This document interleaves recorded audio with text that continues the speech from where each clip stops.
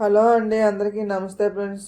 ఈరోజు మన వీడియో వచ్చేసి శనగ విత్తనాలతో పప్పు చెక్క చేసి చూపిస్తాను. చాలా అద్భుతంగా ఉంటుంది. మీరు కూడా ఒకసారి ట్రై చేసి నాకు కామెంట్ పెట్టండి. ముందుగా కళాయిలోకి 2 కప్పులు శనగ విత్తనాలు పోసుకొని ఇలా చిన్నంగా శనగ విత్తనాలను వేయించుకోవాలి. ఇలా చాట్లో తీసుకోవాలండి. పూర్తిగా చల్లారిపోయిన తర్వాత 2 చేతులతో అలా నలిపి గుండ్లు వేరుకోవాలి.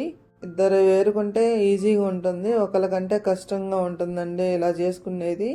సేమ్ అలాగనే పప్పులు వేరుకోవాలి, బౌల్లో పోసుకొని పక్కన పెట్టేసుకోవాలి.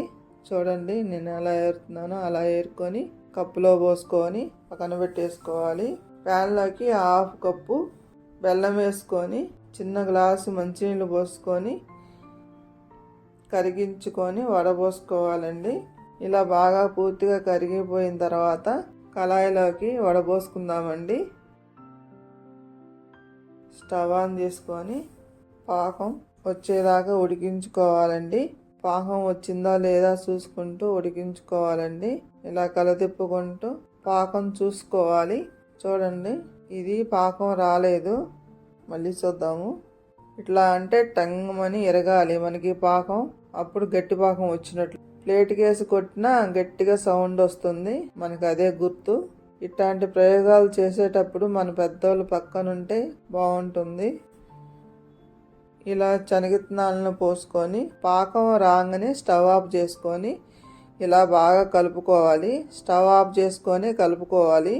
ఇలా బాగా కలిపి నెయ్యి రాసుకున్న పళ్ళానికి గరిటెతో వేసుకోవాలి. పాకం కాలుతుందండి, జాగ్రత్తగా ఉండాలి. ఇలా మొత్తం వేసుకొని ముందే ఆయిల్ రాసుకున్నాం కదా గిన్నెతో నలుపుకోవచ్చు, బాగా వస్తుంది. ఇలా అంటే ఇలా అనుకొని పూర్తిగా చల్లారిపోయిన తర్వాత మనకు అచ్చు లేసి వస్తుందండి. ఈలోగానే చాకుతో కొంచెం ఘాట్లు పెట్టుకుందాము. ఈజీగా ముక్కలు కట్ అవుతాయండి. ఇలా ఘాట్లు పెట్టుకుంటే ఇలా కట్ చేసుకొని పూర్తిగా చల్లారిపోయిన తర్వాత అచ్చు తీసుకుందామండి. ఇట్లా అన్ని ఘాట్లు పెట్టేసుకొని చల్లారిపోవాలి. చూడండి, ఇలా అంటేనే అచ్చు లేసి వస్తుంది. పాకం పట్టేటప్పుడు జాగ్రత్తగా పట్టుకోవాలి. పల్సగా వచ్చిందండి.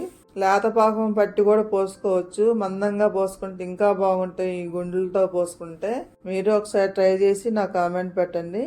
నా వీడియో నచ్చినట్లయితే ప్లీజ్ సబ్స్క్రైబ్ చేయండి, లైక్ చేయండి, షేర్ చేయండి. సబ్స్క్రైబ్ చేయడం మటుకు మర్చిపోబాకండి. ఇలా చేసి పెట్టామంటే పిల్లలైనా పెద్దవాళ్ళైనా ఇష్టంగా తింటారు. ప్లేట్లో సర్వ్ చేసుకుందామండి. ఇలా తీసుకొని బాక్స్లో వేసుకొని మూతపెట్టి పెట్టుకోవచ్చు.